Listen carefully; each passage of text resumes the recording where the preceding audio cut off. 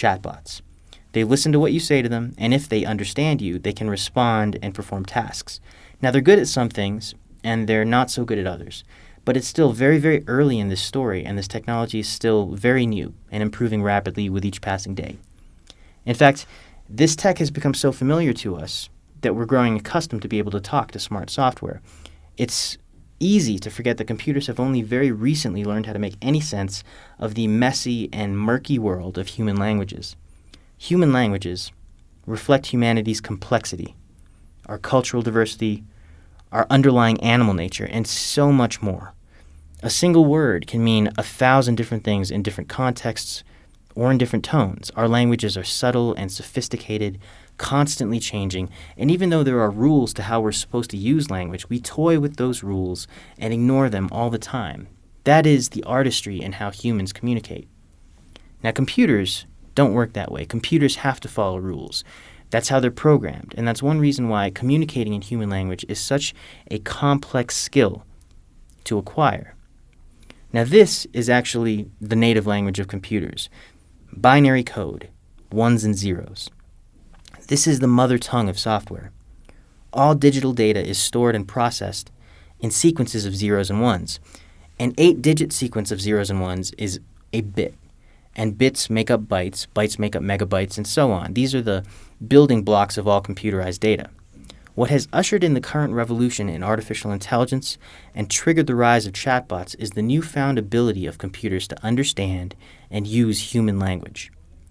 Just like all digital data can be reduced down to zeros and ones, all human intelligence can be broken down into words. Human knowledge is encapsulated and contained in streams of words and in our languages. So computers learning how to use words and speak our languages opens up a universe of new possibilities for both them and us. Now, there's an entire branch of artificial intelligence dedicated to teaching computers human language acquisition, and that field is called natural language processing, or NLP. It's the recent advances in NLP that have been fueling the chatbot boom. The progress has been so rapid that soon people believe that chatbots will be indistinguishable from humans when they converse. They'll be so smart that they'll be able to talk about anything. Now, NLP opens up the possibility for us to craft expansive, immersive, AI-driven chatbots for our clients. But I want to point out that simpler chatbots that have a narrower focus are much easier to implement, and they tend to be more successful than more ambitious and complicated bots. We don't actually need NLP or artificial intelligence to develop chatbots for our clients. In other words, you don't need to teach a chatbot everything in order for it to have a conversation about one single subject. Now, this quote from Bruce Lee concisely captures what I'm trying to say. I fear not the man who has practiced 10,000 kicks once, but I fear the man who has practiced one kick 10,000 times. Instead of trying to create chatbots that have completely mastered the full scope of human communication, we should instead focus on making chatbots that can handle one specific kind of interaction really well. It doesn't need to do 10,000 things. It doesn't need to know Shakespeare. It just needs to be able to do one thing. So our brief for our clients is not to make something fancy and elaborate and ambitious. It's just to make something that's effective and that works and that adds value. So this next bot is a really great example of this. Now, this is Cindy Gallop. Cindy Gallop is an absolute legend in advertising and beyond. She's had an amazing career, and she's famous for a lot of things, one of which is she's outspoken, and she advocates constantly for causes she believes in, like gender equality and equal rights. She's been an important voice for a long time, and she's a hero to a lot of different people. Now, one of the issues that Cindy's been fighting for is equal pay for women, because across the world, women get paid less than men for doing the same work, which is unfortunately true in most industries. It's a global structural problem, and activists have been using any and all methods to try and correct this. So progress has been made, but the problem still persists, and people like Cindy are constantly looking for new solutions. Unfortunately, women are 25% less likely to get a raise than men. Because of that, I was asked, "Hey Cindy, we want to turn you into a chatbot that helps women ask for a raise. And I said, yeah, that sounds like a fantastic idea. What a great cause. Then they said, exactly. And because it's for a good cause, could you do it for free? And I said, nope. Pay me. Isn't that the point? Because I know my worth. So should you. Message me to get the absolute goddamn fucking shit ton of money that you deserve.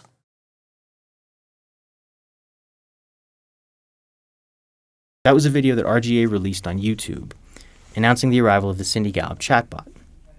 Now, these are a couple tweets she sent out as well, and even though no money was spent promoting the bot, and they didn't buy any media to publicize this initiative, within just a week, just from the social media buzz they generated, 100,000 people talked to the Cindy Gallop chatbot. That is a big impact in a matter of days, 100,000 users in a week, 83% of which were women, who used the bot to build the confidence to ask for a raise. Now, this chatbot was not designed to capture the full scope of who Cindy Gallop is. It can't tell you her opinions, it doesn't know her stories, it doesn't reflect her whole personality, but it does have her tone of voice.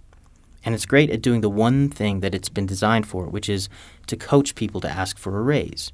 It offers tips and specific advice, and then it encourages people to go out and get what they deserve. Now, you can see some of the bot's conversations here on the right.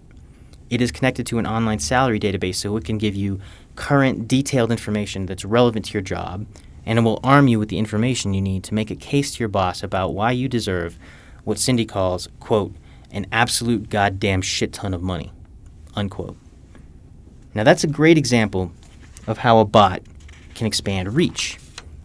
Cindy Gallop has already been a mentor to lots of people around the world over the course of her career, and she's had this specific conversation many times with people who've come to her asking for advice.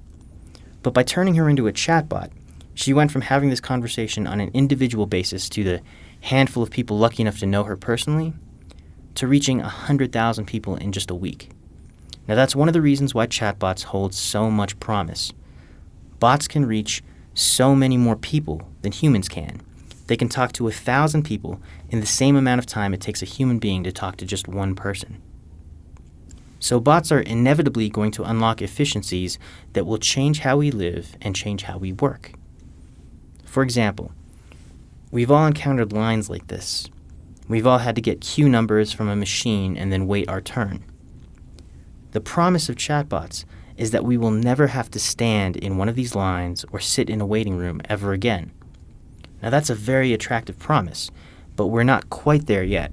The bots still need some work, and people still need to get used to them. But this queueless future